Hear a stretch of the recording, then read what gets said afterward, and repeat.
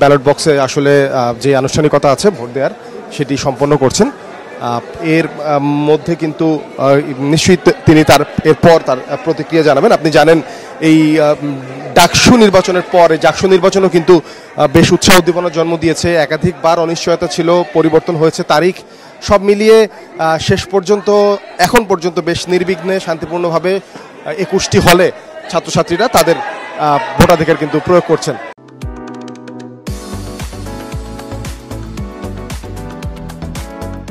জাহাঙ্গীরনগর বিশ্ববিদ্যালয়ে জাকসু নির্বাচন অনুষ্ঠিত হতে যাচ্ছে। আমরা সবাই ইতিহাসের একটা সাক্ষী হতে যাচ্ছি। আমি সহ আমাদের ক্যাম্পাসের সকল স্টুডেন্ট সেই ইতিহাসের সাক্ষী হতে যাচ্ছি যে আমরা একটি জাকসু নির্বাচন অনুষ্ঠিত হতে যাচ্ছি ইনশাআল্লাহ। আজকে সকাল 9টা থেকে আমাদের ক্যাম্পাসে জাকসু নির্বাচনে ভোট গ্রহণ শুরু হয়েছে। ইতিমধ্যে আপনারা লক্ষ্য করেছেন যে বিভিন্ন ভোট কেন্দ্রগুলোতে লাইন ধরে আমাদের ক্যাম্পাসের স্টুডেন্টরা ভোট দিচ্ছেন, কিন্তু তারপরেও আমরা বিভিন্ন জায়গায় বেশ কিছু অসঙ্গতি লক্ষ্য করছি। আমরা সে অসঙ্গতিগুলোর কথা যদি বলি, প্রথমেই আসে প্রাক্তন শিক্ষার্থীদের কথা। যে বিশ্ববিদ্যালয় প্রশাসন নির্বাচন কমিশন বলেছিলেন আজকে সকাল 6টা থেকে ক্যাম্পাসে কোনো সাবেক শিক্ষার্থী থাকতে পারবে না, কিন্তু আপনারা ইতিমধ্যে লক্ষ্য করেছেন যে ক্যাম্পাসে এখন পর্যন্ত সাবেক শিক্ষার্থীদের আনাগোনা লক্ষ্য করছি।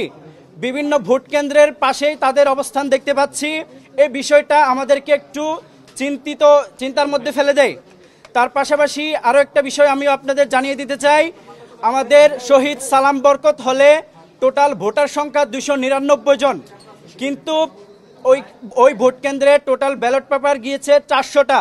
এই যে 101টা অতিরিক্ত ব্যালট পেপার কেন গিয়েছে সে বিষয়ে ওই ভোট কেন্দ্রে যিনি দায়িত্বে আছেন তাকে জিজ্ঞেস করা হয়েছিল 101টা অতিরিক্ত ব্যালট পেপার কেন এসেছে। তিনি সেটার কোনো যৌক্তিক ব্যাখ্যা দিতে পারেননি, বলে যে কেন এসেছে তিনি জানেন না। এ হলো বিষয়। আমরা বিশ্ববিদ্যালয় প্রশাসন যেদিন ব্যালট পেপার ছাপিয়েছে ওই দিন আমরা খবর পেয়েছিলাম বিশ্ববিদ্যালয় প্রশাসন 10% অতিরিক্ত ব্যালট পেপার ছাপিয়েছে। আমরা ওই দিনই বিশ্ববিদ্যালয়ের যে নির্বাচন কমিশন আছে ওনাদের জানিয়েছিলাম যে 10% ব্যালট পেপার অতিরিক্ত কেন। ওনারা জবাব দিয়েছিলেন যে আসলে কিছু ব্যালট পেপার হয়তো নষ্ট হয়ে যেতে পারে, এই কারণে ওনারা যুক্তি দিয়েছিলেন। কিন্তু ওই দিন আমাদের সাথে বৈঠকের পরে সিদ্ধান্ত হয়েছিল কোনো ভোট কেন্দ্রে অতিরিক্ত কোনো ব্যালট পেপার যাবে না। কিন্তু আজকে যেহেতু শহীদ সালাম বরকত হলে 101টা অতিরিক্ত ব্যালট পেপার গিয়েছে, সে বিষয়টা আমাদেরকে একটু চিন্তার মধ্যে ফেলে দেয়। তার পাশাপাশি ডোপ টেস্টের একটা বিষয় ছিল, যেটা গতকাল রাতেও আমরা বিশ্ববিদ্যালয় প্রশাসনের কাছে আলোচনা করেছিলাম যে বিশ্ববিদ্যালয়ে যারা নির্বাচনে অংশগ্রহণ করছেন তাদের অবশ্যই ডোপ টেস্টের প্রয়োজন। সেজন্য বিশ্ববিদ্যালয় প্রশাসন ডোপ টেস্টের আয়োজন করেছিল, কিন্তু ডোপ টেস্টের রেজাল্ট এখন পর্যন্ত নির্বাচন কমিশন প্রকাশ করেনি এবং বলা হয়েছিল যারা ডোপ টেস্টে অংশগ্রহণ করবে না বা পার্টিসিপেট করবে না তাদের রেজাল্ট বাতিল হবে।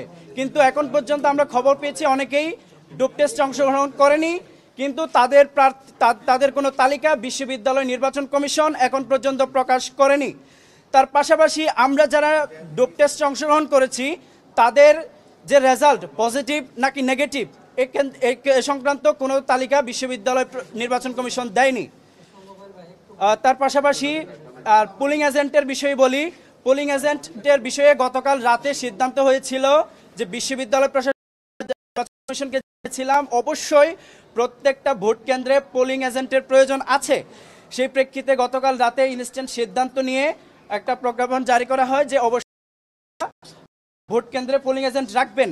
কিন্তু সকালবেলা যখন বিভিন্ন ভোট কেন্দ্রগুলোতে আমাদের গিয়ে পরিচয় দিচ্ছেন যে আমি এখানে পোলিং এজেন্ট হিসেবে থাকবো বা বিষয়টা জানাচ্ছেন, তখন বিভিন্ন ভোট কেন্দ্র থেকে বলতেছে আমরা তো আসলে এই বিষয়টা জানি না।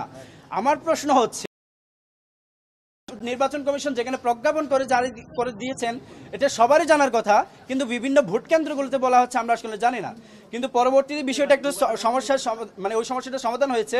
আমরা নির্বাচন কমিশনের সাথে কথা বলে আমাদের বিভিন্ন যে ভোট কেন্দ্রগুলো আছে সেগুলোতে আমরা পোলিং এজেন্ট বসিয়েছি। এ হলো নির্বাচনের সার্বিক পরিস্থিতি। আমি মনে করি যে অসঙ্গতিগুলো হচ্ছে, বিশ্ববিদ্যালয় প্রশাসন অতি দ্রুত এগুলোর বিরুদ্ধে অ্যাকশন নেবেন এবং যে সাবেক শিক্ষার্থীদের যে বিষয়টা বললাম এবং হচ্ছে যে ডোপ টেস্টের বিষয়গুলো অতি দ্রুত প্রকাশ করবেন এবং সাবেক শিক্ষার্থীদের বিষয়ে যে বিষয়টা বলা হয়েছিল যে আজকে সকাল 6টা থেকে শিক্ষার্থীদের পাওয়া যায় তাহলে অবশ্যই ফৌজদারি আইনে তার বিচার করা হবে। তো আজকে যে বেশ কয়েকজন সাবেক শিক্ষার্থীদের দেখার পরে আমি নির্বাচন কমিশনকে সরাসরি জানিয়েছি, কার্যত এখন পর্যন্ত নির্বাচন কমিশন কোনো ব্যবস্থা নেয়নি। আমরা ওই সময় বলেছি যে আমাদের ভাই যিনি গিয়েছেন উনি হচ্ছে পর্যবেক্ষক রাখার বিষয়ে তিনি সরাসরি কথা বলতে গিয়েছেন, বুঝতে পেরেছেন। কিন্তু তার পাশাপাশি যখন আমরা দেখতে পেয়েছি ছাত্রদলের বিভিন্ন নেতারা যারা ব্যালট বক্স যখন নিয়ে যাচ্ছে, ব্যালট বক্সের পেছনে পেছনে যাচ্ছে, তখন ক্যাম্পাসের একজন সাংবাদিক এটা একটু ভিডিও করছিলেন।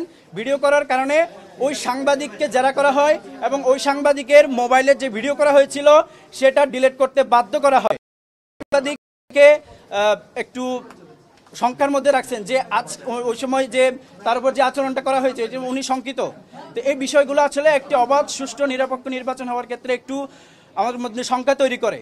তো যে বিষয়গুলো হয়েছে আমি মনে করি অতি দ্রুত বিশ্ববিদ্যালয় প্রশাসন সে বিষয়গুলোকে সলভ করবেন এবং আমাদের ক্যাম্পাসে দীর্ঘ নির্বাচন হতে যাচ্ছে, আমাদের বিশ্ববিদ্যালয় যে এত সুন্দর একটি নির্বাচন প্রত্যাশা করে সেটার ইতিহাসের সাক্ষী হতে যাচ্ছে।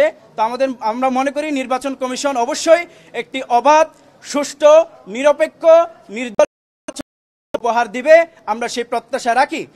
এবং যদি আমরা এভাবে একটি অবাধ সুষ্ঠু নিরপেক্ষ নির্বাচন উপহার পাই, ভয় ভীতি দেখাচ্ছেন আমাদের কারো কাছে। গতকাল রাতে নির্বাচন অফিসে গিয়েছিলেন, শুধু অবজারভার যে রাখা হবে কি হবে না, পুলিং এজেন্টের বিষয়ে কোনো সিদ্ধান্ত দিচ্ছে না নির্বাচন কমিশন, এই বিষয়ে কথা বলতে গিয়েছিলেন, এছাড়া আর কোনো কিছুই নয়।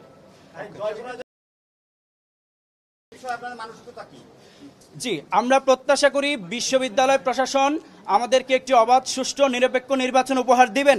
যদি সেটা শেষ পর্যন্ত বিশ্ববিদ্যালয় নির্বাচন কমিশন আমাদেরকে এনশিওর করতে পারেন তাহলে অবশ্যই একটি নির্বাচন প্রক্রিয়ায় যে জয় বরাবর জয় থাকতেই পারে। যদি সুষ্ঠু অবাধ নিরপেক্ষ নির্বাচন আমরা লক্ষ্য করি তাহলে অবশ্যই আমরা জয় পরাজয় যেটা হয়ে মেনে নিব।